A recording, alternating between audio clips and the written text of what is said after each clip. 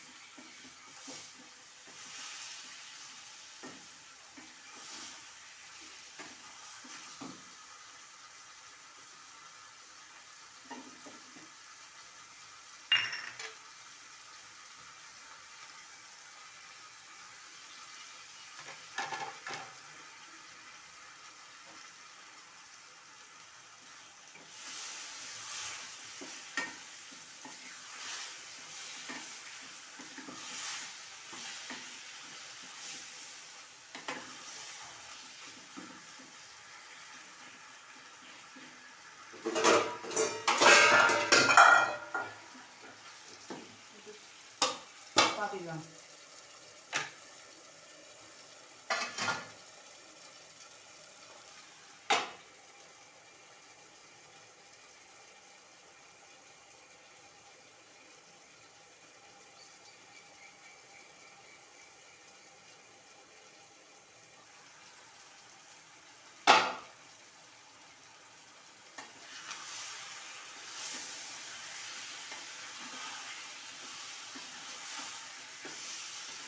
Chicken কষা বানাচ্ছি বন্ধুরা। এই দেখো চিকেন কষা, কিছু খেতে ভালো লাগছে না, শরীর ভালো না, সব জ্বর, তাই ঝাল করে একটু চিকেন কষা বানাচ্ছি।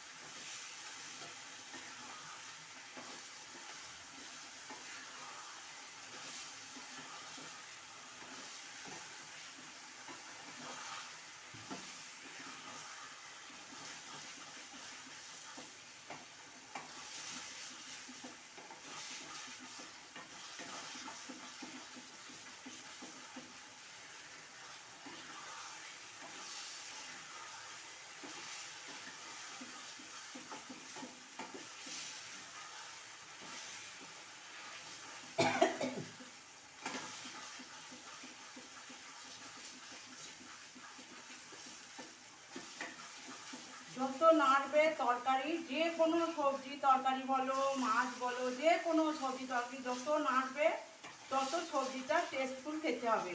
ওই বসিয়ে দিয়ে চলে গেলাম, আবার আধ ঘন্টা পর এসে নামাবো, সেই তরকারি কখনো টেস্টি হবে না। তুমি পরপর সব দিলে ঝাল মশলা, এবার মাংসটা যাই হোক এভাবে কষাতে হবে। এই কষাটা হবে রান্না হয়ে যাওয়া, বুঝতে পেরেছো? এই যে এই রান্না হয়ে যাওয়া আমার কষা মাংস, এই যে চিকেন কষা হয়ে গেল, এই যে দেখো ওই যে চিকেন কষা হয়ে গেল।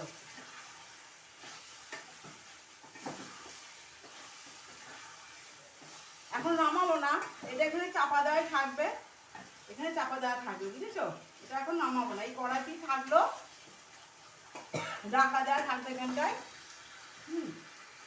আর এই যে হওয়ার উঠবে, হওয়ার আগে একটুখানি ঘি দিয়ে দিলাম, একটু ঘি দিলাম যাতে